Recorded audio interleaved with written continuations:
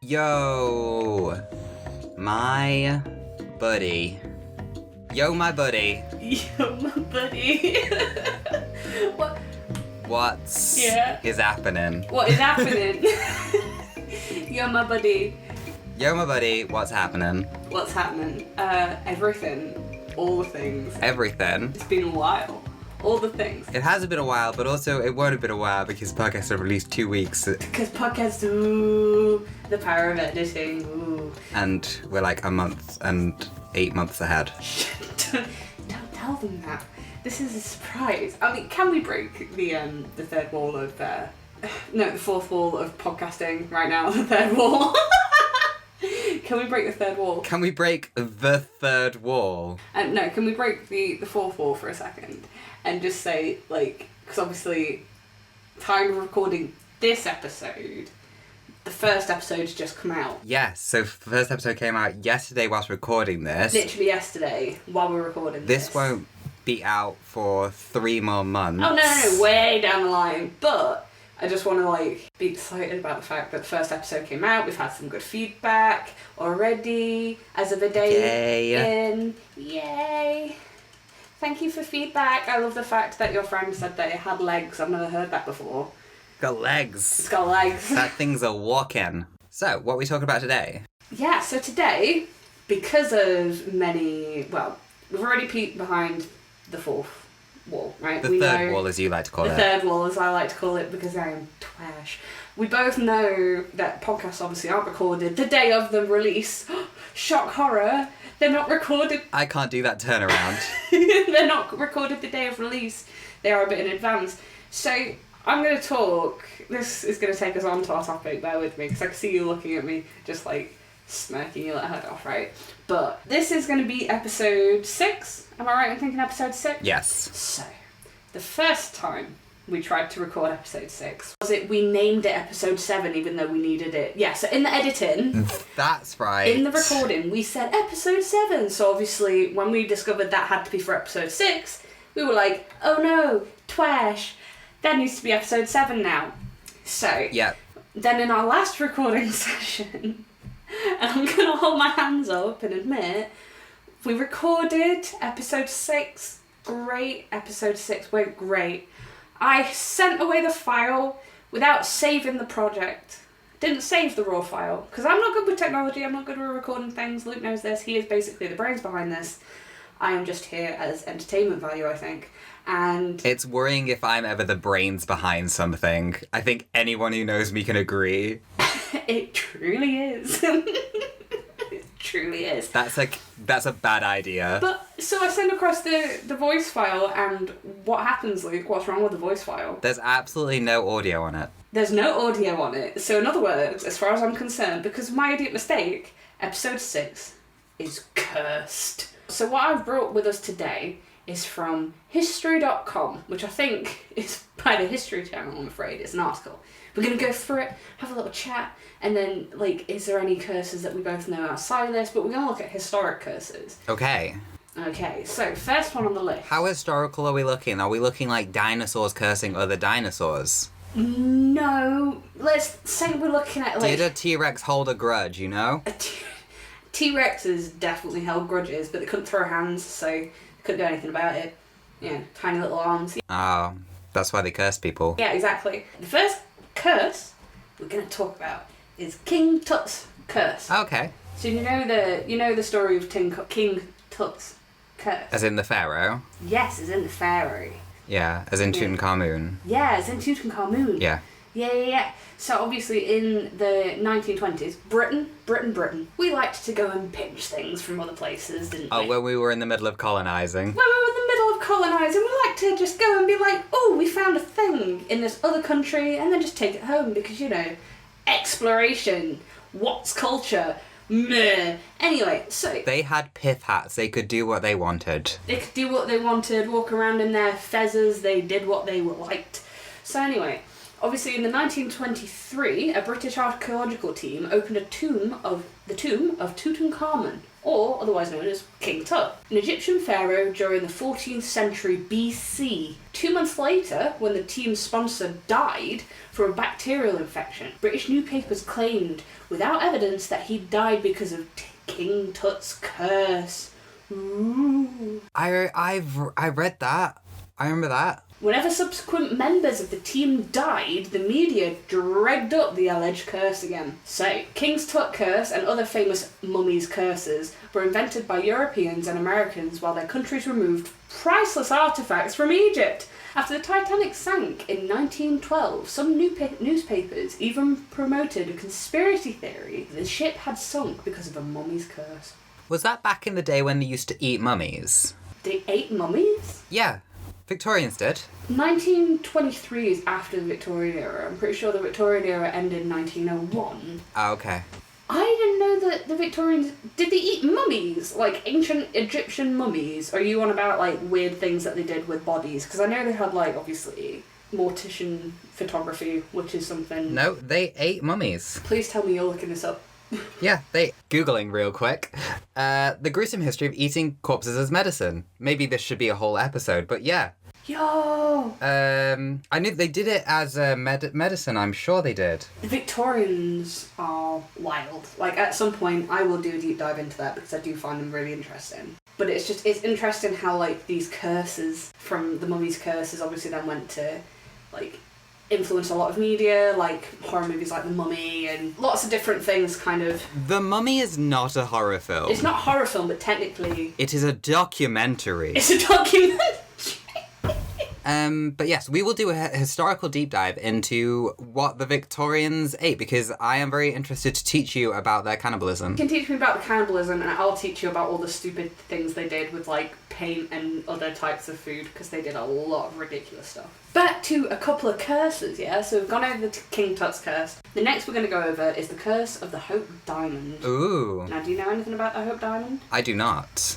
You do not, right? So let's get into a little bit of details about the Hope Diamond. So, in the 1660s, the French gem dealer Jean-Baptiste Tavernier, I've definitely butchered that, apologies any French people, purchased a large diamond of unknown origin during a trip to India. Yet by the 20th century, a myth had sprung up that in the United States and Europe that Tavernier had stolen the diamond from the statue of a Hindu goddess. Ooh. The newspapers and jewellers who spread this story claimed the diamond was cursed and brought bad luck to those who owned it. By 1839, the diamond supposedly ended up with Henry Philip Hope, a Dutch collector based in London and the source of the stone's modern name, the Hope Diamond. Sometime after this, European and American newspapers began claiming that the Hope Diamond carried a curse. The French jeweller Pierre Cartier reportedly used these stories to enhance the diamond's value when he sold it to American heiress Evelyn Walsh McLean in the early 1910s. After she died, it went to a US jewellery company, which exhibited it before donating it in 1958 to the Smithsonian Institution, where it remains today. Right. Yeah. If you knew something was cursed... Yeah. Would I buy it? Would you go anywhere within, like, 12 miles of it? No. Well, I say no, but I do, as you know, I do tempt the veil sometimes, so it's like... No, I'd like to think no, I wouldn't willingly buy something that was cursed, but at the same time there would be that bit in the back of my brain that was like, well, if it was an item I really, really wanted, and because I don't really believe in curses, I probably would buy it, but then it would be mud on my face if, you know, I died a day later. Yeah, exactly. Like, you get an answer for if you were cursed or not, to be fair. Because I wouldn't mess around with mummies or anything because of the curses with them. Yeah, I wouldn't mess around with mummies, but also I wouldn't just go to another country and, like, rob a grave, which is essentially what they did. Well, yeah, like, morally and justifiably, it's not there. Morally, very bad. But, like, if I was on eBay or something, and you know how I like to collect old cameras? Yes. Do you remember that camera I sent you that I found on eBay that was, like, 15 quid, and it looked haunted as anything? Do you remember? It was, like, all... It wasn't... Do not now tell me it's haunted. I didn't buy it because I was concerned, but it was, like, an accordion style kind of pull out proper old school, like, camera. Yeah. And I was so tempted, but it was all battered and it looked like a prop on a horror movie. So part of me was like, I can't do that just in case. Because I don't know what history this camera's got. Maybe it does have like... It probably contains the souls of the people it took a picture of. Okay, so we're going to go on to... Back to curses. Back to curses. We're going to go on to another curse. I'm not going to go through this whole list because it's like 10 things. And we've gone through 2 curses. I want to go through another curse and maybe another little juicy curse, and then we'll go into a bit of conversation about curses. I'm assuming you know the curse of Macbeth. The play you can't say. The play you can't say, which I just said. Yeah, you can crack on. I'm not doing that. You're not saying it? No. Macbeth. I love how this episode on curses has suddenly become about so much more than curses. How superstitious I am. When it comes to who we are, yeah. So, there are lots of superstitions in the world of theatre. It's bad luck to wish actors good luck, hence the reason people instead tell them to break a leg. And it's also bad luck to say the word Don't. Macbeth. Oh. In the theatre, except during a performance of the Shakespeare play. Supposedly, this is because tragedy has historically befallen productions of the play. In reality, these stories are a mix of fabrication and selective evidence picking. See? You can say it. Everything is selective evidence picking, really, if you think about it. The legend about the play seems to have started with Max Beerbohm. Beerbohm? Beer, and then Bohm. Max Beerbohm. Bohm. Ah, right, Max Bohm. Beerbohm. No, Beerbohm. Yeah, anyway. You've said it the exact same way every single time. So this guy, Max, we'll call him our Max. Good old Maximilian.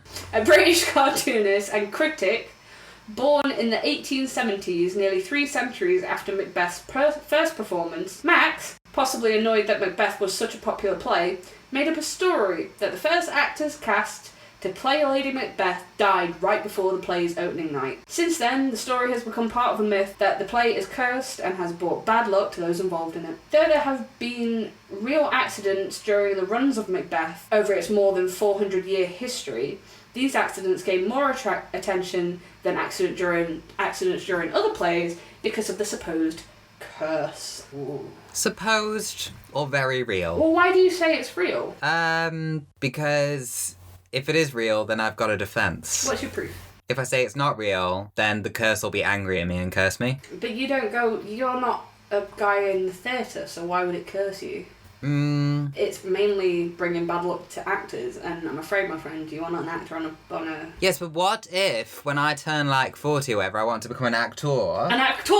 And then I can't because I've previously said the name of that play. I'm not risking it. So we've got the curse of the Polish king's tomb. It's another tomb curse. Oh, I've not heard of that. In 1973, quite more recent than actually, in 1973, a group of archaeologists opened the tomb of the 15th century Polish king Casimir IV in Krakow, Poland. Krakow? I don't know how that's pronounced. It's an O with a little... Right, okay, in Poland. Apologies, people that are listening to this. I'm trying my best. I'm terrible at pronouncing things, but that's how we learn. Anyway, I lost my place. They opened the tomb of the 15th century Polish king Casimir IV in Poland, in Krakow. Krakow. So, as with the opening of King Tut's tomb 50 years before, European media hyped up the event, and the researchers involved allegedly joked that they were risking a curse on the tomb by opening it. When some of the team members began to die shortly after, right? Some media outlets speculated they was due to a curse. Later, experts discovered traces of deadly fungi inside the tomb that can cause lung illness when breathed in. This was the cause of their deaths. Ooh. So they say. Well, what do you think the cause of their deaths were? So big science makes up to fill in their pretty little stories. Big science. Look, okay. Right. All seriousness, I know that obviously when you open a tomb, there's all the bacteria and diseases that haven't been around for so long and they've mutated and whatever, and that's actually what makes people sick and ill and all of this stuff. I am aware, decomposing bodies, blah, blah, blah, things that were buried with them. I'm pretty sure I saw a thing where they'd, found, a prehistoric version of the plague somewhere recently, in an ice thing, right? Yeah. Yeah, put that away. Why are you throwing it out? Put it back. We don't want it. Yeah, like, put that in a freezer with a backup generator. I mean, the plague still does exist, the Black Plague speaking. It's, like, still a thing. No, yeah. But, like, we can easily cure it just with antibiotics now. You know what, we'll do a plague deep dive because I love the plague. But yeah, so those are some curses from history. What do you think of the couple of curses I've brought you? Are there any that you know that you want to talk about, or other than this episode? So, obviously I know that all mummies' tombs are cursed in the sense of... You're robbing a grave? Well, yeah, I mean, you're doing a highly illegal thing. Yeah. I don't think it's right, you know, moral implications, blah, blah, blah. However... Are they cursed? Question mark. Yes, the answer is yes. So do you think, obviously you're down for the curse of the tomb and the mummy and that, but do you think objects are cursed? Like the Hope Diamond, do you think that's cursed? Or do you think that's more just myth? Right. Well, there, you could go into the, you know, haunted dolls that you can buy on eBay. Oh, I've seen those. Yeah, so are they haunted? I've been tempted by those. If I would never visit you. I've actually been kind of tempted by the, because you can get like haunted mystery boxes where it just says that the items in there are haunted, and the amount of times I've been scrolling, I've thought, do I? Just to see. Do I? I would literally walk into your house, I'd sense it. There's some bad energy in here, and it'd just be out the door. Or even worse, I go into your spare bedroom and just on there would be the haunted doll. I'd be like... It would be in your room. If it's going to sleep anywhere, it's going to sleep in your room. Yeah, it's going to be in the spare room. I would walk out. It'll be on your bedside table, just sitting there watching over you. You'd just see me like a blur, and then you'd hear my car. Going. Whoa, what an episode about curses. That was crazy. Episode 6 finally recorded after like 8 attempts, because this episode is cursed. It was finally recorded. Yes! Cursed. In case you didn't know, this episode's been about curses. I've been Luke. That's been Shannon. I've been Shannon. Remember to subscribe and comment below and like stuff and check out our other projects. Don't be twash. Make sure you go on the Caffeine Addled Minds Instagram to keep up to date on anything that we're releasing, both to do with Dude Good and other amazing GNS content. Ooh, insert. Whoa, here's a trailer for one of our other things. That's crazy. Done. Oh, wait, no. Right, okay, yep. So that was a cool trailer, right? That was a great trailer, guys.